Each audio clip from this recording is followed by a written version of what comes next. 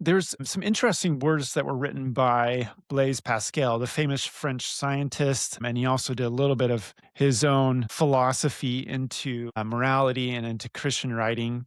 And he wrote some really profound things. Pascal, one of the things that he talked about is that reason is a tool and not a foundation. So, in other words, reasoning can help us clear the ground, but it won't help us build the structure. We have to have a willingness to engage and a willingness to work through things. And when we gain new information, we have to be able to use that and to use it to build that home, so to speak. And he also said something else that I think is really interesting. He said people are generally better persuaded by the reasons which they themselves have discovered than by those which have come into the mind by others. So what's he saying there? So he's basically saying, as human beings, like human nature is when someone hands us the truth on a silver platter, or just in a classroom presents it, or we just read it in a book and it's just given to us straight as a principle or as a law or as um, as a piece of truth, we're more likely to reject it or not to value it very much. However, when we put some effort into our exploration and we're looking for truth and we're searching for it and we're putting effort into it,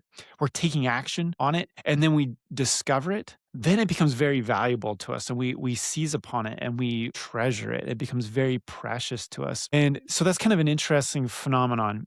As an amateur teacher and as a professional teacher, this is something that I've noticed over and over again, and it's something that I've noticed in myself, and it's something that can actually prevent us from gaining wisdom. It's also something that if we use it wisely can help us make sure that we become wise. And so this is an interesting phenomenon.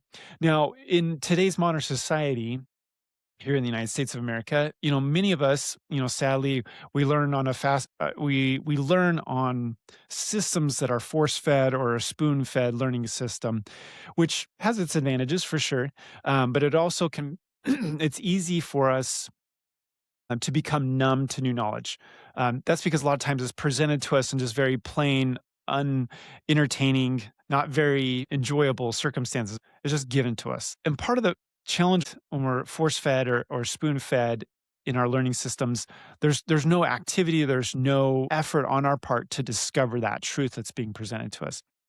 So there can be some boredom that happens from being part of a repetitive educational system. It can dull our senses. Now we can choose to push back on that when we understand that we're beings who are actors.